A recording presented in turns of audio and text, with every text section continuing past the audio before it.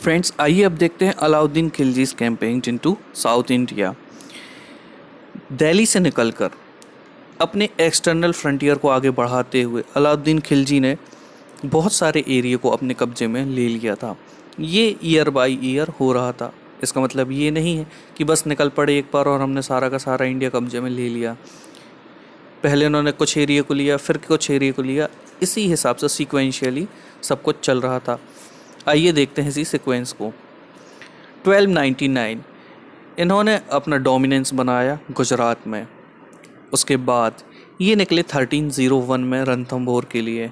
रणथंभौर जो कि आज राजस्थान में है, इन्होंने इस एरिया को भी कैप्चर कर लिया।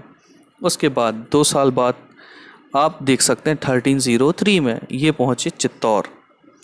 इन्होंने चित्तौर, ये भी राजस्थान में है, इसे भी अपने कब्जे में ले लिया था। देन वहाँ से उन्होंने मूव किया देवनगरी की तरफ, मांडू होते हुए। मांडू आज मध्य प्रदेश में है और ये 1305 में मांडू होते हुए पहुँचे देवगिरी। लेकिन इसी बीच 1302 और 1303 में ये पहुँच चुके थे नॉर्दर्न वारंगल में। वारंगल जो कि आज आंध्र प्रदेश में है। इसके बाद 1311 ये पहुँचे ईस्टर्न वारंगल। मतलब ये वो टाइम था जहाँ पर इस पीरियड के बीच में जहाँ उन्होंने पहले नॉर्दर्न पार्ट को अपने कब्जे में लिया, फिर उसके बाद साउथ वेस्टर्न पार्ट को अपने कब्जे में लिया। जब देवगिरी वो पहुँचे उसके बाद उन्होंने वहाँ पर हराया था यादवास को। और 1310 1311 में ये मूव करे द्वार समुद्र की तरफ। द्वार समुद्र जो कि आज केरल में है।